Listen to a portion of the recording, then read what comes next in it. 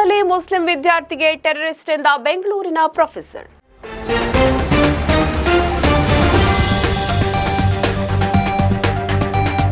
ವಿದ್ಯಾ ದೇಗುಲ ಅಂತ ಕರೆಯಲ್ಪಡುವ ಶಾಲಾ ಕಾಲೇಜುಗಳಲ್ಲಿ ವಿದ್ಯಾರ್ಥಿಗಳಿಗೆ ಸಮಾನತೆಯ ಪಾಠ ಹೇಳಿಕೊಡಬೇಕಾದ ಗುರುವೇ ವಿದ್ಯಾರ್ಥಿಯ ಧರ್ಮವನ್ನ ಗುರಿಯಾಗಿಸಿ ನಿಂದಿಸಿರುವ ಅತ್ಯಂತ ಅಮಾನವೀಯ ಹಾಗೂ ಖಂಡನೀಯ ಘಟನೆಯೊಂದು ಸಿಲಿಕಾನ್ ಸಿಟಿ ಬೆಂಗಳೂರಿನಲ್ಲಿ ವರದಿಯಾಗಿದೆ.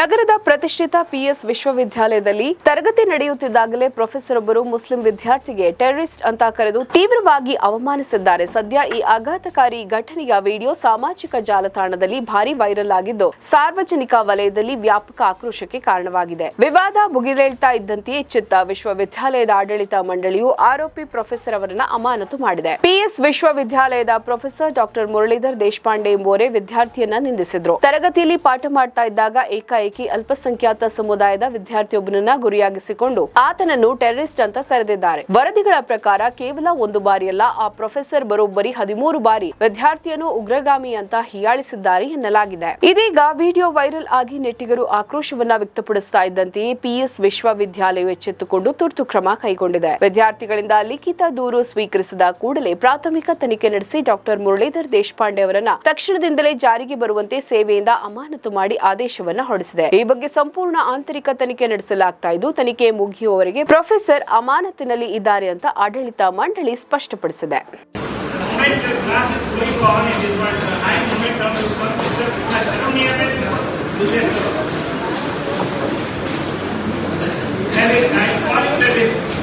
ನಮ್ಮ ಈ ವಿಡಿಯೋ ನಿಮಗೆ ಇಷ್ಟ ಆದಲ್ಲಿ ಲೈಕ್ ಮಾಡಿ, ಶೇರ್ ಮಾಡಿ, ಕಮೆಂಟ್ ಮಾಡಿ ಮತ್ತೆ ಸಬ್ಸ್ಕ್ರೈಬ್ ಮಾಡಿ.